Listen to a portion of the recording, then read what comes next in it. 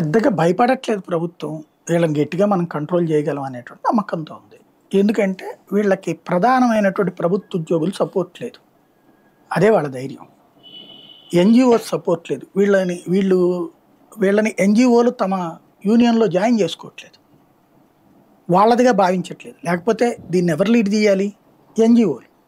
ఇప్పుడు ప్రభుత్వ ఉద్యోగుల సంఘం ఎట్లా ఉందంటే అధికార పక్షానికి అనుకూలమైనటువంటి వ్యవస్థగా నడుస్తుంది. మేబీ అది అశోక్ బాబు వల్ల కావచ్చు, లేకపోతే ఆ తర్వాత వచ్చినటువంటి యూనియన్ నాయకుల వల్ల కావచ్చు, లేదా ఆనాడు సమైక్యాంధ్ర ఉద్యమం సందర్భంలో అశోక్ బాబు నేతృత్వంలో అప్పుడు తెలుగుదేశం లీడ్ తీసుకోలేదు. ఎందుకంటే వాళ్ళు 2 రాష్ట్రాలు 2 కళ్ళు అనేటటువంటి సిద్ధాంతంతో ఉన్నారు కాబట్టి.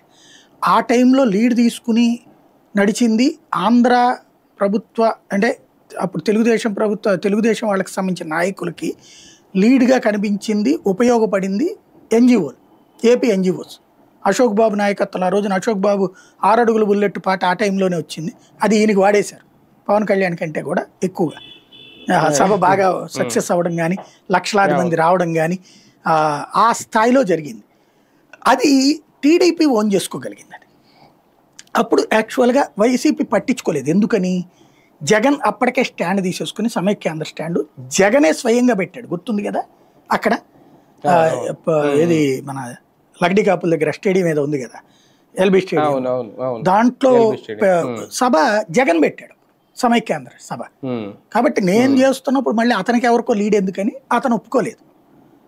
అప్పటి నుంచి యూనియన్లో అంటే వీళ్ళు ఏంటి గ్రౌండ్ లెవెల్ అప్పుడు ఏంటంటే చాలా స్ట్రాంగ్గా ఉన్నారు. ఏది ఉద్యోగ సంఘాలు అక్కడ అవమానాలకు గురయ్యారు, అవహేళనకు గురయ్యారు కదా తెలంగాణ.